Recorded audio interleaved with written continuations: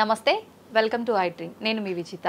ప్రస్తుతం మనతో పాటు ఉన్నారు ఇస్కాన్ టెంపుల్ నుంచి ప్రణవానంద ప్రభుజీ. వారి ప్రవచనాల రూపంలో, వారి మాటల రూపంలో మనకు ఎన్నెన్నో మంచి విషయాలు ప్రతిసారి తెలియజేస్తూనే ఉంటారు. మనకున్న సందేహాలన్నింటినీ నివృత్తి చేస్తూనే ఉంటారు. అయితే నిజంగా భగవంతుడికి మనందరం కూడా భక్తులమే. నిజమైన భక్తుడు అంటే ఎవరు, ఎలాంటి లక్షణాలు కలిగి ఉంటారు, మనం ఆధ్యాత్మిక మార్గంలో నడవాలంటే అసలు మన ప్రయాణం ఏ విధంగా మొదలవ్వాలి, ఇలాంటి విషయాల గురించి ఈరోజు మాట్లాడబోతున్నాం. ఇప్పుడు ప్రభుజీతో మాట్లాడి మరిన్ని విషయాలని నివృత్తి చేసుకుందాం. నమస్కారం ప్రభుజీ. నమస్కారం అండి. హరే కృష్ణ ప్రభుజీ. హరే కృష్ణ ప్రభుజీ. నిజంగా భక్తుడు అంటే ఎవరు ప్రభుజీ? భగవంతుడి పట్ల పరిపూర్ణమైన నమ్మకం ఉన్నవాడు భక్తుడు. సుఖాలు వచ్చినా, దుఃఖాలు వచ్చినా, అవమానాలు వచ్చినా, పొగడతలు వచ్చినా, మన జీవితంలో ఏ సిచ్యువేషన్ వచ్చినా సరే మనం భగవంతుణ్ణి ఆశ్రయించి ఆయన పట్ల నమ్మకం ఉన్నవాడు భక్తుడు. చాలాసార్లు ఏమవుతుందంటే అండి, మనకి మంచి జరుగుతున్నప్పటి వరకు వెరీ గుడ్, మనం చాలా భగవద్భక్తులం అని అంటే, కానీ ఏదన్నా చెడు జరిగిపోయింది ఏమనుకోండి, నాకెందుకు ఇలా జరిగింది, నేను ఇంత మంచివాడిని, ఆయన ఎందుకు అలా చేయలేదు, కాబట్టి ఈయన నాకొద్దు అని అంటారు చాలా మంది. మేము మీరు ఆశ్చర్యపోతారు, అసలు నాకు నా భక్తి జీవితంలో చాలా ఇన్స్పిరేషన్గా అనిపించింది. నేను ఇప్పుడు మనకి తెలుసు పాలస్తీన్ ఇంకా ఇజ్రాయెల్లో వార్ జరుగుతుంది, గాజా అనే ప్రదేశంలో. అయితే ఒక ఆవిడ, అసలు చాలా వీడియోస్ చూశాను ఒకదాని తర్వాత ఒకటి, అక్కడ ఉండే వాళ్ళు మొత్తం ఫ్యామిలీ నష్టం అయిపోయినా, పిల్లలు చనిపోయినా, ఏం చేసినా సరే వాళ్ళు ఇలా అంటున్నారనమాట, ఏ అల్లా నువ్వు మాకు ఇది చేసావు కానీ మేము మాత్రం నీకు స్తోత్రం చేస్తాం. దే ఆర్ వాళ్ళ లాంగ్వేజ్లో వాళ్ళు చెప్తున్నారనమాట, నువ్వు ఏం చేసినా సరే మా మంచికే చేస్తావని నాకు తెలుసు, కాబట్టి ఇంకా ఇంకా మేము మిమ్మల్ని పొగుడుతూనే ఉంటాము. ఆ సిచ్యువేషన్లో కూడా అసలు ఆ నమ్మకం ఎలా ఉంది అని నాకు చాలా ఇన్స్పిరేషన్గా అనిపించింది. అరే ఎంత ట్రూ డివోషన్ వాళ్ళకి ఉన్నది, ఒక నమ్మకం వాళ్ళ దేవుడి పట్ల వాళ్ళకు ఉన్నది.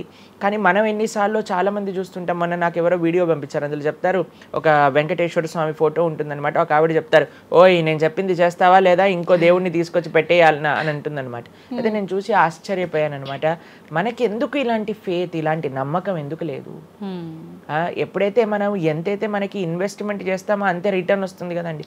అలానే మన నమ్మకం, మాన అపమానాలు, ఇవి సుఖ దుఃఖాలు, ఇవన్నీ ప్రపంచంలో ఒక భాగం అండి. ఇదంతా జీవితంలో ఒక భాగం. అందుకే మన సనాతన సంస్కృతిలో ఎప్పుడు మంచే ఉంటుంది అని చెప్పారు. అందుకే ఈ ఉగాది పచ్చడి, మన నూతన సంవత్సరం ప్రారంభమైనప్పుడు షడ్రుజోపేతం కదండి, కాబట్టి ప్రతి ఒక్కటి కొద్దిగా అది కావాలి, కొద్దిగా ఇది కావాలి. కానీ మనం ఏం చేస్తామంటే, ఎవరికైతే అచంచల విశ్వాసం ఉంటుందో భగవంతుడి పట్ల, స్వామి నువ్వేం చేసినా నా మంచే చేస్తావు అనేవాడు నిజమైన భక్తుడు. కాబట్టి ఎక్కడి నుంచైనా ఆ విశ్వాసం, ఆ శ్రద్ధ కానీ మనం నేర్చుకోగలిగితే ఇట్ ఈస్ ఎక్స్ట్రీమ్లీ వండర్ఫుల్ అనమాట. ఆ శ్రద్ధ, స్వామి నువ్వు ఏం చేసినా సరే నేను నిన్నే కొలుస్తా, అటువంటి శ్రద్ధ మన దగ్గర ఉండిందండి, మన దగ్గర ఉండింది.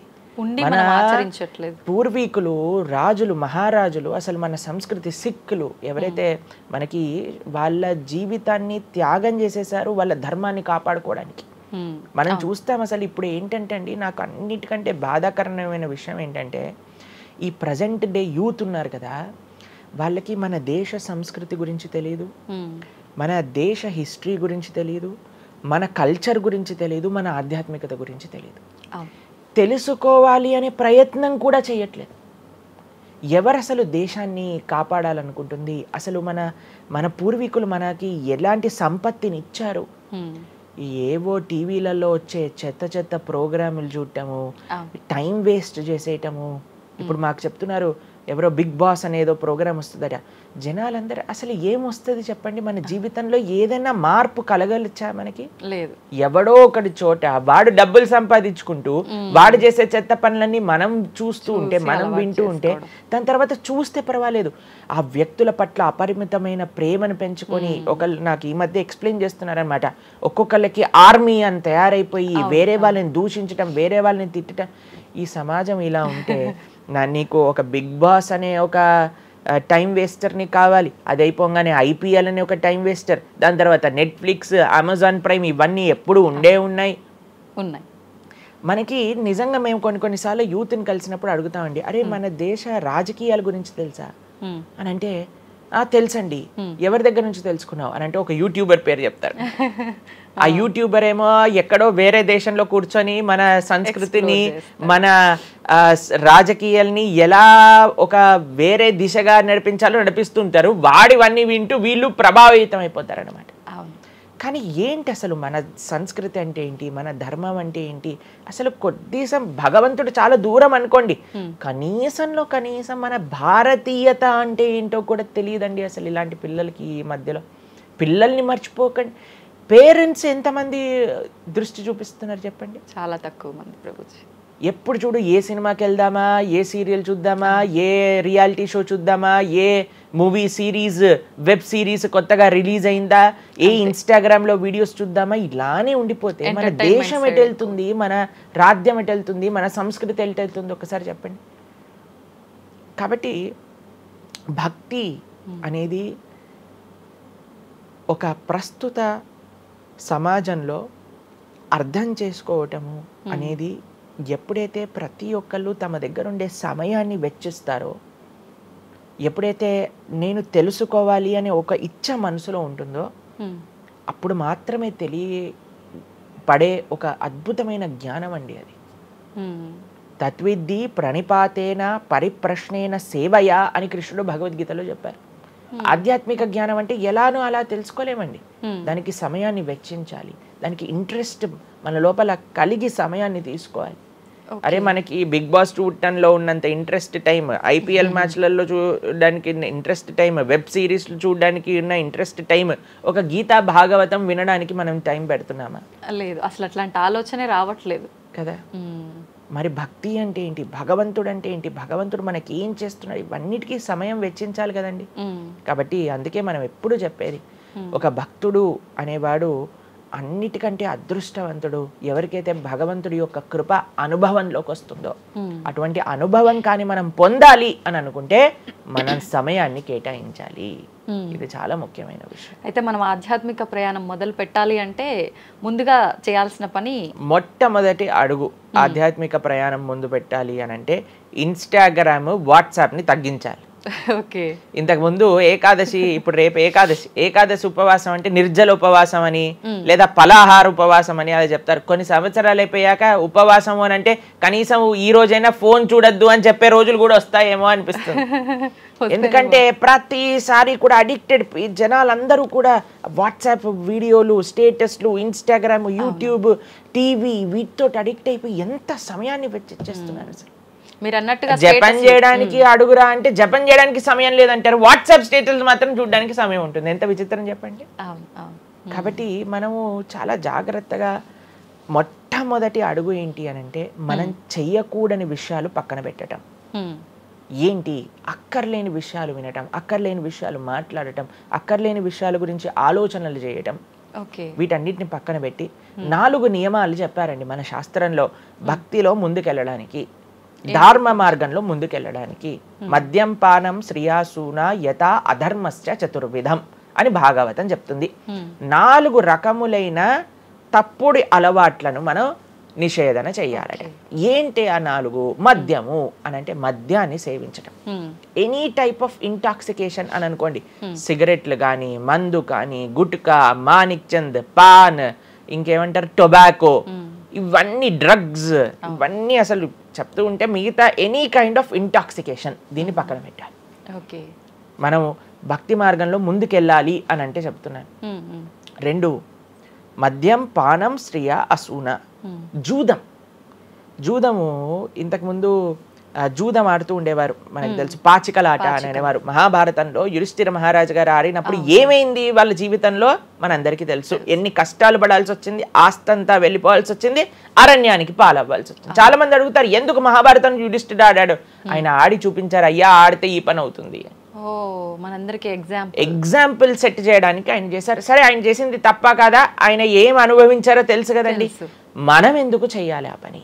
ఇప్పుడు జూదం యొక్క విపరీతమైన కాన్సిక్వెన్సెస్ తెలుసా అండి. ఇప్పుడు బెట్టింగ్ గేమ్లని, ఐపీఎల్ మ్యాచెస్ కి బెట్టింగ్స్ అని, లేదా ఏది వస్తే దానిపైన బెట్టింగ్లు పెట్టడం, అవి ఇవి ఎన్ని అప్లికేషన్స్ తయారైపోయి ఎన్ని ఒక యువతని ఒక తప్పుడు మార్గంలో పెట్టడానికి అసలు మాకు అప్పుడప్పుడు మేము యూట్యూబ్ చూస్తాం కదండి ప్రవచనాలు వినడానికి, మా గురువు గారి ప్రవచనాలు వినడానికి మేము చూస్తుంటాం అనమాట. అప్పుడు వస్తుంది రమ్మీ సర్కిల్ అని యాడ్ వస్తుంది అనమాట. ఇప్పుడు పేరు చెప్తున్నారు ఎందుకు ప్రభుజీ అని మీరు అనుకోవచ్చు. ఎందుకంటే పెద్ద పెద్ద సినిమా యాక్టర్స్ వాళ్ళు ప్రమోట్ చేసేది రమ్మీ సర్కిల్ అని, మాణిక్ చంద్ కంపెనీస్ని, గుట్కాలని, తర్వాత ఏవైతే అన్హెల్దీ ప్రోడక్ట్స్ కోక్ ఇలాంటివి ఏవైతే సాఫ్ట్ డ్రింక్స్ కూల్ డ్రింక్స్ ఉంటాయో వాటిని మీరు ఒక్కసారి ఆలోచన చేయండి. వాళ్ళు నిజమైన శ్రేయోభిలాషలా మనకి ఒక్కసారి ఆలోచన చేస్తే మనకు అర్థమవుతుందని. మొత్తం ఒక దగ్గర ప్రపంచం అంతా ఇవి తప్పు, ఇవి మీకు మంచిది కాదు అని మొత్తుకుంటుంటే మీరు ఎవరైతే మీరు హీరోయిన్ నా రోల్ మోడల్ అని అనుకుంటున్నారో వాడు మీకు నేర్పించేది ఏంటి అని అంటే, నువ్వు ఈ పేకాట ఆడు, నువ్వు గుట్కా తిను, నువ్వు కూల్ డ్రింక్ తాగు, నీ జీవితం ఏమైనా మాకు పర్వాలేదు. మేము ఎక్కడికి వెళ్ళినా నోరు నొప్పొచ్చేటట్టు అరిచి చెప్తున్నా, అయ్యా ఇవి మంచిది కాదు, మీరు మంచి మార్గంలో ఉండండి, ఆరోగ్యాన్ని జాగ్రత్తగా పెట్టుకోండి, మనసు జాగ్రత్తగా ఉండండి, ధర్మాన్ని ఆచరణ చేయండి అని మేము చెప్తుంటే, కానీ జనాలకి వీటిలలో ఇంట్రెస్ట్ లేదు. వీళ్ళకి నా రోల్ మోడల్ వాళ్ళు, నా రోల్ మోడల్ ఇది అని ప్రొద్దు నుంచి రాత్రి దాకా ఇన్స్టాగ్రామ్లో చూడటం, వాళ్ళగా మాట్లాడటం, వాళ్ళగా వస్త్రాలు వేసుకోవటం, వాళ్ళలాగా మేము కూడా వాళ్ళలాగా అవ్వాలి అని అనుకుంటే వాళ్ళు ఏం నేర్పిస్తున్నారు మీకు ఒక్కసారి ఆలోచన చేయండి. ఎంతమంది దేశంలో ఉండే యువత మొత్తం కూడా తప్పుడు మార్గంలోకి వెళ్తే మన భారతదేశ భవిష్యత్తు ఏం కావాలో ఒకసారి చెప్పండి. కాబట్టి ఫస్ట్ ఏమన్నా మనం ఇంటాక్సికేషన్, సెకండ్ గ్యాంబ్లింగ్ అని అంటారు, జూదం, ఏ ప్రకారమైన జూదమైనా సరే దాన్ని పక్కన పెట్టాలి. మూడవది మాంసాహారాన్ని సేవించటం, ప్రాణిహింస చెయ్యకూడదు, భగవద్భక్తి మార్గంలో ముందుకెళ్ళాలి, భగవంతుని తెలుసుకోవాలి అని అంటే మనం లాస్ట్ టైం దీని గురించి మాట్లాడుకున్నాం, మనం ఎక్స్ప్లెయిన్ చేసామన్నమాట క్లియర్గా ఎందుకు మనం మాంసాహారాన్ని స్వీకరించకూడదు అని. అది భౌతికంగా మనకి మంచిది కాదు, ఆరోగ్యరీత్యా మంచిది కాదు, ఎమోషనల్గా మంచిది కాదు, ఎన్వైరన్మెంటల్గా మంచిది కాదు, స్పిరిచువల్గా మనకి మంచిది కాదు అని ఈ రీజన్స్ అన్ని చెప్పాం. అయితే నిన్నటి రోజున మాకు ఆ వీడియో పంపించారనమాట. సరే ఏమున్నాయి అబ్బా కమెంట్స్లో అని చదువుతుంటే చాలామంది అన్నారు, రోజు ఈ వీడియో చూడటం వల్ల మేము మాంసాహారం తింటాం మానేసాము, మాకు క్లారిటీ వచ్చిందని చాలా కమెంట్స్ ఉన్నాయి. కొంతమంది ఏం రాశారు తెలుసా అండి, మరి ప్లాంట్స్కి, మరి ఆకుకూరలకి, తర్వాత మనం పండించే మొక్కలకు కూడా ప్రాణం ఉంది కదా అని. మీకు ఒక విషయం చెప్తాను, చాలామంది ఈ ఆర్గ్యుమెంట్స్ చెప్తారండి, నాన్ వెజిటేరియన్ మానేసేయండి అని అంటే, మరి మీరు జీవహింస చేయట్లేదా, మీరు కూడా మొక్కల్ని కట్ చేస్తున్నారు కదా అని అడుగుతారు. ఇప్పుడు దానికి 2-3 విషయాలు మీకు ప్రస్తావన చేస్తాను. ఒకటి, మీరు పాలకూరని, గోంగూరని, తోటకూరని కొయ్యడానికి వెళ్ళినప్పుడు అది గట్టిగా అరుస్తూ చంపేయకు నన్ను, ఏదో ఒకటి రక్తం కారటం, అది ఇలా గార్లో ఎగరటం, ఇలాంటివి చేస్తుందా అండి? లేదు. ఎప్పుడైనా మీరు ఆపిల్ పండుని కొయ్యడానికి వెళ్ళినప్పుడు ఆపిల్ పండుని ఇలా అనగానే దాంట్లో నుంచి రక్తం చెట్టులో నుంచి దారాలుగా కారుతుంటుందా అండి? అదేమైనా గట్టిగా అరుస్తుందా అని కొంతమంది అంటారు, అది అరుస్తుంది మనకి వినిపించదు. మనకి ఒకసారి అర్థం చేసుకోవాలి, ఒక ప్రాణికి ఒక వెల్ డెవలప్డ్ కాన్షియస్నెస్ ఉన్న వ్యక్తికి, లేదా ఒక పర్సనాలిటీకి, లేదా ఒక ప్రాణికి, లేదా ఒక ప్లాంట్కి ఏంటి వ్యత్యాసము అనేది మనం తెలుసుకోవాలి. దాంతోపాటు ఇంకొక విషయం చెప్తాను, మరి ప్లాంట్స్ని తినచ్చు, యానిమల్స్ని తినకూడదు అని ఏంటి ప్రమాణము అనంటే, భగవంతుడు మనకి ఈ విషయాన్ని ప్రస్తావన చేశారు, స్వామి మనకి ఈ విషయాన్ని ఉపదేశం చేశారు. అయ్యా, నువ్వు కేవలం శాకాహారాన్ని మాత్రమే తినవచ్చును, సాత్విక ఆహారాన్ని మాత్రమే తినవచ్చును. ఎక్కడ చెప్పాడు భగవంతుడు? పత్రం పుష్పం ఫలం తోయం యోమే భక్తా ప్రయశ్చతి. పత్రం పుష్పం ఫలం తోయం, నువ్వు ఫలములను, తర్వాత ఆకులను, నీటిని, పాలను, వీటితో సంబంధించినవి ఏవైనా సరే తయారు చేయొచ్చు, భగవంతుడికి నివేదన చేయొచ్చు, స్వీకరించవచ్చు. కాబట్టి మన శాస్త్రములు దేన్నైతే యాక్సెప్ట్ చేశాయి, ఇప్పుడు చెప్పాయనుకోండి, సరే ఈ ప్లాంట్స్లలో కూడా ప్రాణం ఉందయ్యా, ప్లాంట్స్ కూడా తినకు అని అంటే ఏం చేస్తామండి? గాలిని పీల్చుకుంటామా? సన్లైట్తో బతుకుతామా మనం ఏమన్నా ప్లాంట్స్ బతికినట్టుగా? ఏదో ఒకటి కావాలి కదా ఆహారం. కాబట్టి అన్నిటికంటే లీస్ట్ హింస, అహింస అంటే అన్నిటికంటే లీస్ట్ హింస ఎక్కడ ఉంటుందో అది. కాబట్టి మనకి శాస్త్రం ఆమోదన చేసింది, నువ్వు ఈ ఏవైతే హర్బివోరస్ అని అంటారు చూడండి, ఏవైతే పశుపక్షాదులు కాకుండా ఏవైతే మొక్కలు ఉంటాయో, ఏవైతే ధాన్యం ఉంటుందో, ఏదైతే ఫలములు ఉంటుందో దాన్ని స్వీకరించు అని. తర్వాత రెండో ఆర్గ్యుమెంట్ ఏం చేస్తారు తెలుసా అండి, నాన్ వెజిటేరియన్ అనగానే మనం కానీ తినకపోతే వాటి పాపులేషన్ మొత్తం పెరిగిపోయి పెరిగిపోయి పెరిగిపోయి పెరిగిపోయి మనల్ని చంపేస్తుంది. అయ్యా నువ్వొక్కడు మారటం చేత ఏమీ అవ్వదు. అవును, మొత్తం మారిపోదు. ప్రపంచం ఎలా వెళ్తుందో కొంతమంది మూర్ఖులు ఉంటారు, ఎంత చెప్పినా మారని వాళ్ళు వాళ్ళ పని చేసుకొని ఇవ్వండి అంతే. భగవంతుడు బ్యాలెన్స్ ని తయారు చేశారండి, ఆ భగవంతుడు ఆ బ్యాలెన్స్ ని క్రియేట్ చేస్తారు. నువ్వు ఆ ధర్మాన్ని ఆచరించకుండా ఉండు. కాబట్టి 3 చూసాం ఏంటి, మద్యం, పానం, స్త్రియ, సూన. ఒకటి intoxication, gambling, meet eating. Last And for more videos, Please subscribe to iDream. Please subscribe to iDream. Please subscribe iDream. And please subscribe to iDream. For more videos, subscribe to iDream. please like, share and subscribe to the channel. Congratulations, iDream. Subscribe to iDream. Subscribe to iDream. So subscribe to iDream Media. iDream ki iDream team andarki huge congratulations. Please subscribe iDream Media. Please subscribe to iDream. Subscribe iDream. Please subscribe to iDream. iDream అంటే నా కళల channel subscribe చేసుకున్న నోరు తిరుగుతలేదు, మీరైతే గంట గుర్తు కొట్టండి. For more such videos, please subscribe to iDream. Subscribe to iDream. Please subscribe to iDream. Please subscribe iDream Media. Please do subscribe to iDream. Please subscribe to iDream Media. For best entertainment and information, please subscribe iDream. And don't forget to subscribe to iDream.